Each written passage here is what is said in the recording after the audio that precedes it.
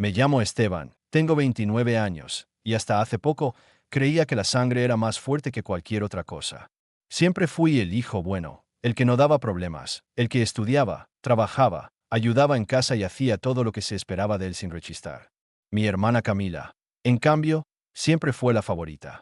La menor, la más mimada, la más consentida. No importa cuántas veces me dejara en segundo plano, mis padres siempre encontraban una forma de justificarla. Es que Camila es más sensible, tú eres más fuerte, entiéndela, está en una etapa difícil.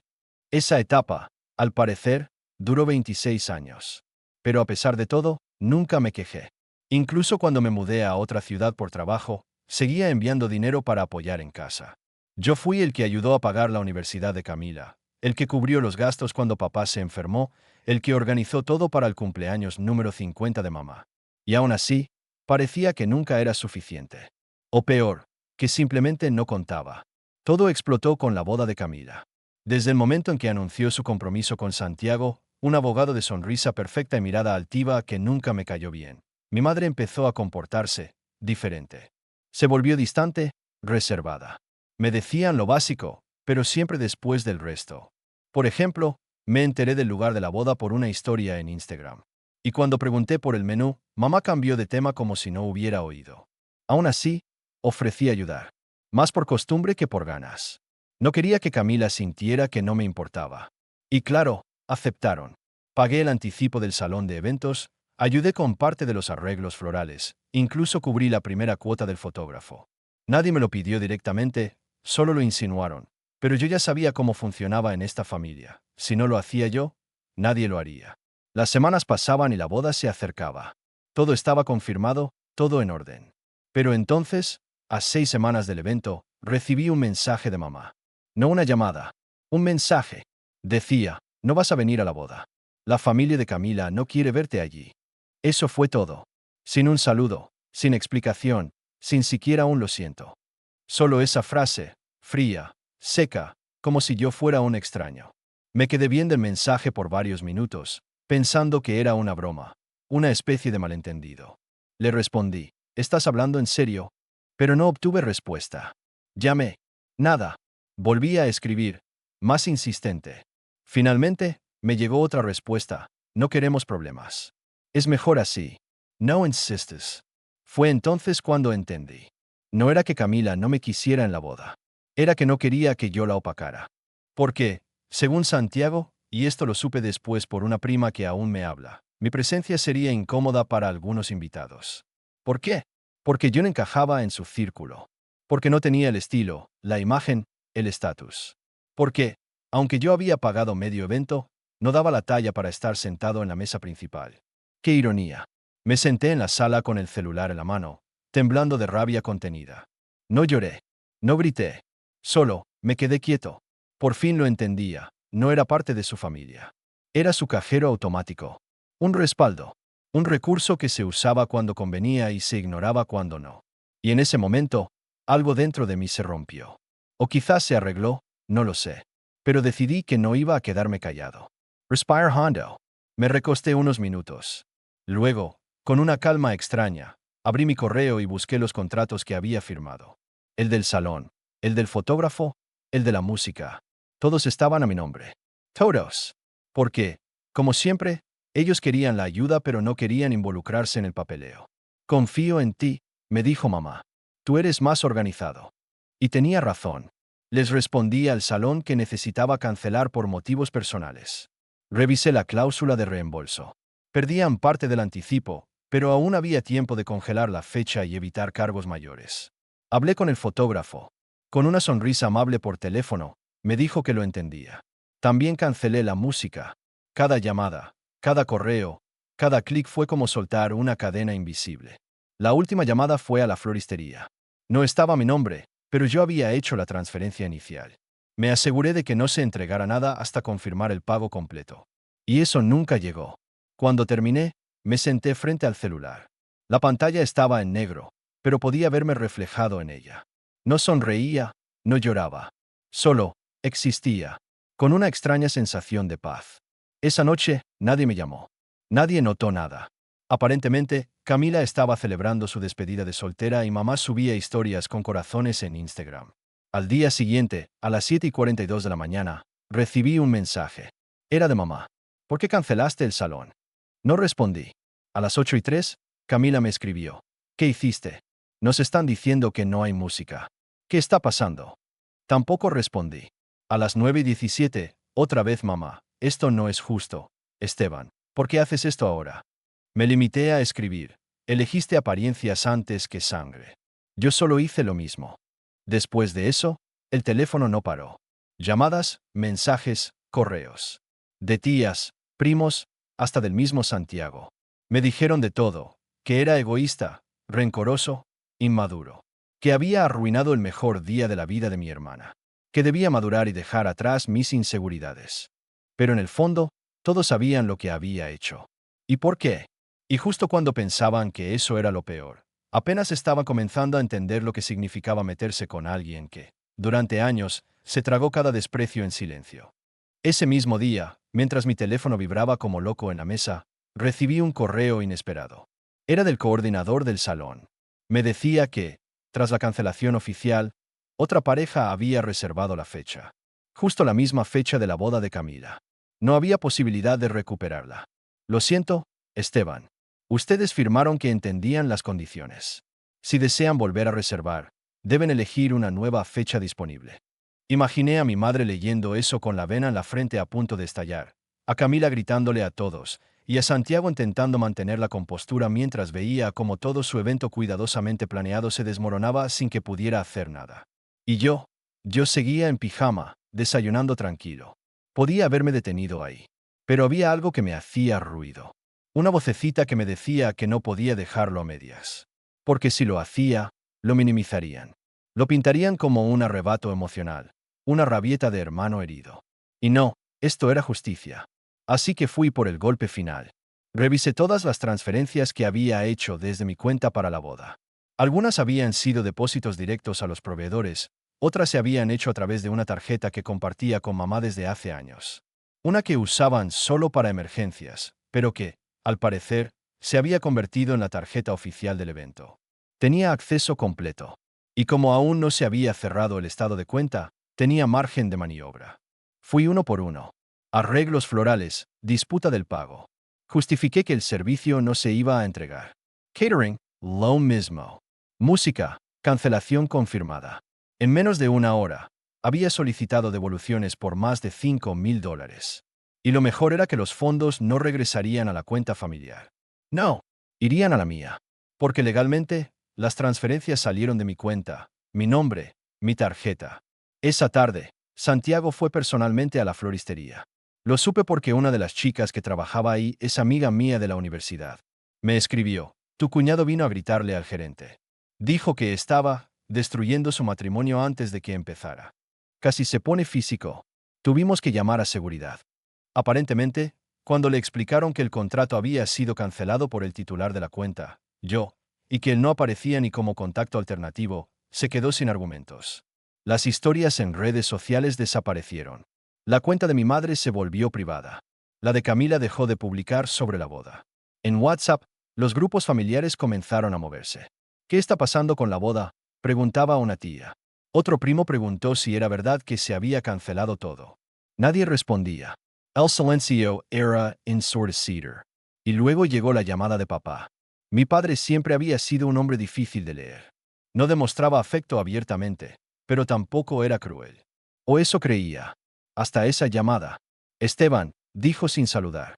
¿Qué has hecho? ¿Perdón? Estás actuando como un niño. Esto no es digno de ti. ¿Digno de mí? Después de que me excluyeron de la boda de mi propia hermana, que ayudé a financiar. No entiendes. Era por el bien de todos. Camila quería que todo fuera perfecto. Claro. Y yo estorbaba a esa perfección. A tu hija le parecía incómodo que su hermano estuviera en las fotos. Qué curioso, ¿no? No estás viendo el panorama completo. Tienes razón. Ya lo vi. Y es más pequeño de lo que pensaba. Y colgué. Esa noche, recibí un mensaje de Camila. Uno largo. Supongo que creía que me ablandaría si apelaba a la nostalgia. Esteban, sé que estás dolido. Pero no tienes idea de lo que ha sido organizar todo esto. Mamá y yo solo queríamos que el día fuera perfecto. Santiago tiene expectativas muy altas, su familia es tradicional, y tú sabes que a veces puedes, bueno, destacar demasiado. No queríamos conflictos. Nunca pensamos que llegarías tan lejos. ¿Podemos hablar? No respondí. No tenía nada que decirle. No después de eso. No después de que me borraron sin pestañear. Durante la semana siguiente, me llegaron rumores de todo tipo. Que habían tenido que mover la boda a un salón más pequeño. Que habían perdido buena parte del dinero que ya habían gastado. Que Santiago estaba reevaluando todo. Algunos decían que él no estaba preparado para una vida con una familia tan disfuncional. Otros decían que fue Camila quien empezó a dudar de su propio compromiso. No sé qué es verdad y qué no. Lo que sí sé es que, 2 semanas antes de la fecha original de la boda, recibí una última llamada. Era mamá. No contest. Escuché el buzón de voz después. Su voz estaba tensa, cansada. Esteban, por favor. Hablemos. Las cosas se salieron de control. Quizá cometimos errores. Pero eres mi hijo. No quiero que esto termine así. Camila. Bueno, ella no está bien. Necesitamos verte. Me quedé escuchando ese mensaje una y otra vez. No por lo que decía, sino por lo que no decía. No hubo disculpa. No hubo un lo siento. Solo excusas. Solo manipulación disfrazada de preocupación. Y así, con ese último intento de control disfrazado de afecto, supe que había hecho lo correcto. Pero todavía no había terminado. Al día siguiente, recibí una carta por correo. No digital. Una carta física. Era de mi tío Ernesto, el hermano mayor de mi madre. Siempre había sido el único en la familia que me trató con algo de respeto. Era un tipo serio, metódico, y no se metía en los dramas. Por eso me sorprendió recibir algo suyo en medio de todo esto. La carta, escrita a mano con su caligrafía firme y antigua, decía: Esteban, no acostumbro involucrarme en estos asuntos, pero esta vez creo que necesitas saber algo. Cuando tu madre y Camila te excluyeron de la boda, yo estuve presente. Escuché la conversación. Lo que te dijeron fue suave comparado con lo que realmente piensan. Camila dijo que eras una vergüenza, que tu estilo de vida no representaba lo que ella quería proyectar frente a los suegros. Tu madre no la contradijo. Solo preguntó cómo podían evitar que te presentaras sin causar escándalo. Santiago, por su parte, sugirió que simplemente no te invitaran, y que si preguntabas, dijeran que fue por temas de espacio. Respire Hondo.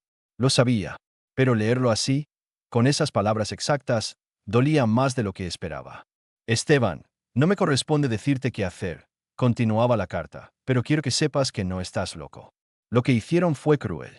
Y si decidiste ponerles un límite, tienes mi respeto.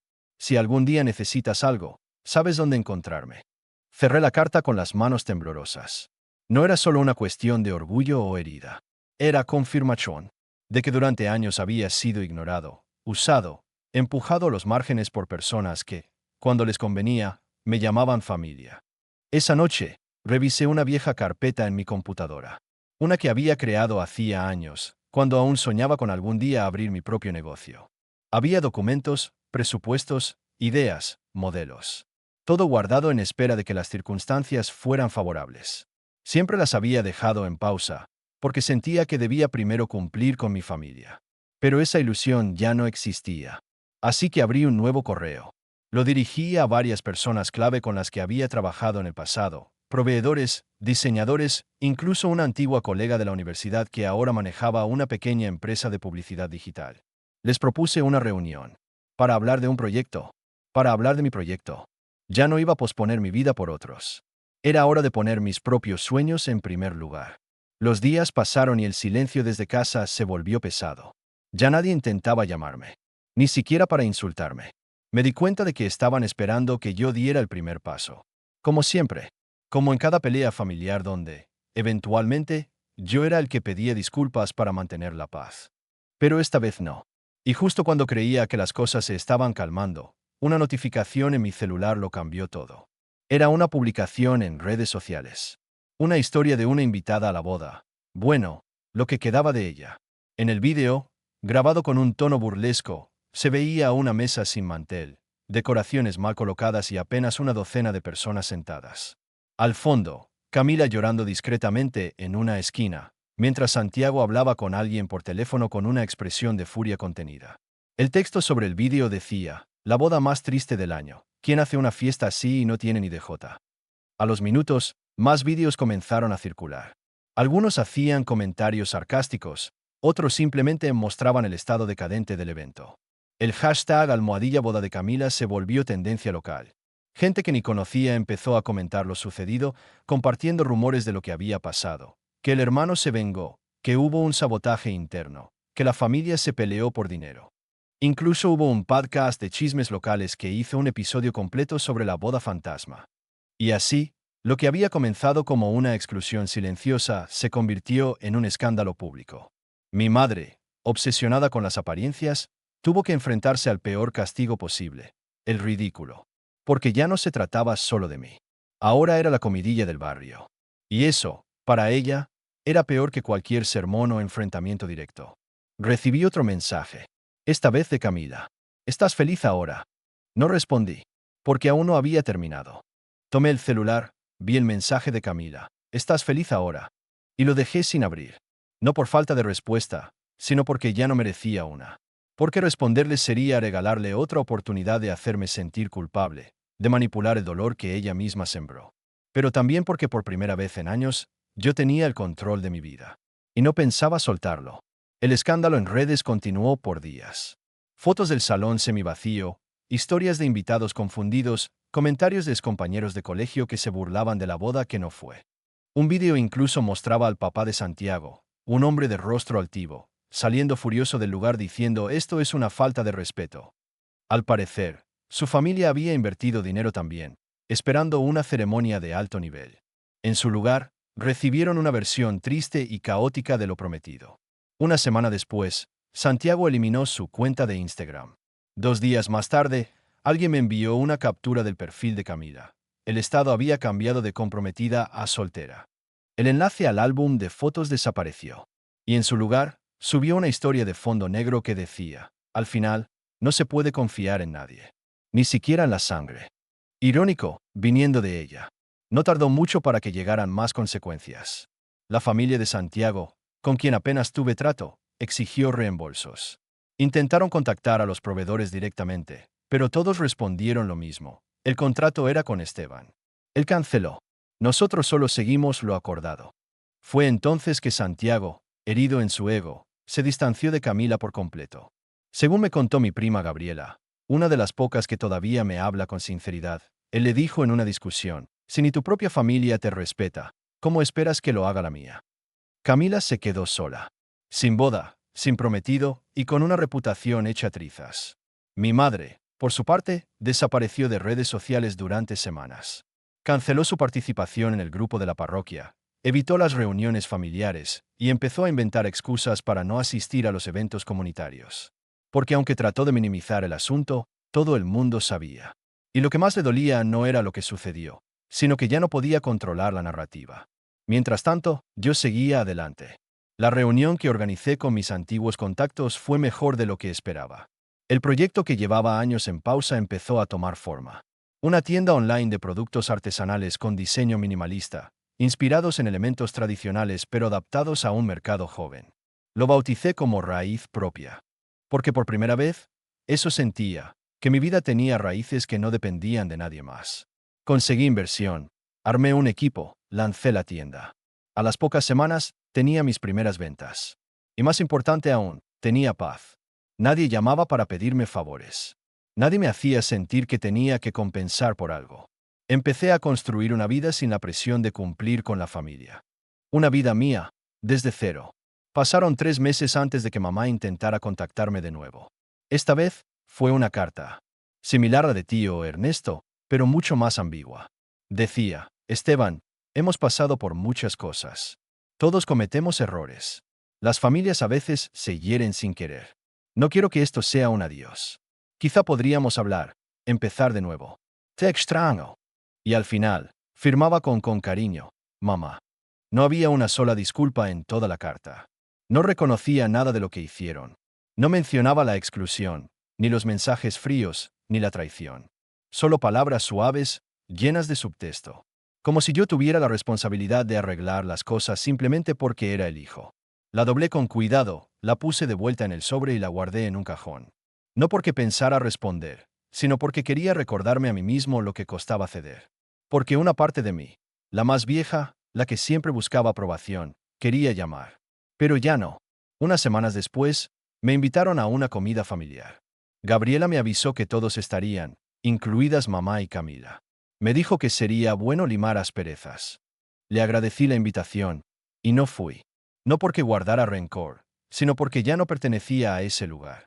Porque entendí que familia no es quien comparte tu sangre, sino quien te respeta incluso cuando no le conviene. Quien no te da la espalda por conveniencia. Quien no te borra de la foto cuando empieza a molestar tu sombra. Desde entonces, mis días son más silenciosos. A veces, sí, extraño la ilusión de tener un hogar lleno de voces. Pero ese vacío lo ocupo con algo mejor, propósito. Con cada producto que envío, con cada cliente satisfecho, con cada noche que duermo tranquilo, sé que no necesito volver atrás. Una tarde cualquiera, recibí un mensaje de voz de Gabriela. Me dijo que Camila estaba viendo a un terapeuta. Que mamá empezó a asistir a reuniones de grupo donde hablaban de dinámicas familiares tóxicas. Que quizás, en otro tiempo, en otra versión de esta historia, las cosas habrían sido distintas. Tal vez. Pero esa no fue mi historia. Y está bien. Hoy, cada vez que alguien me pregunta por mi familia, contesto con una sonrisa. Mi familia soy yo. Y eso ya es suficiente. Y por primera vez, lo digo sin dolor. Solo con verdad. Porque no fui yo quien perdió algo ese día en que me borraron de la boda. Fueron ellos. Ellos perdieron al único que aún les quedaba leal. Yo simplemente me encontré.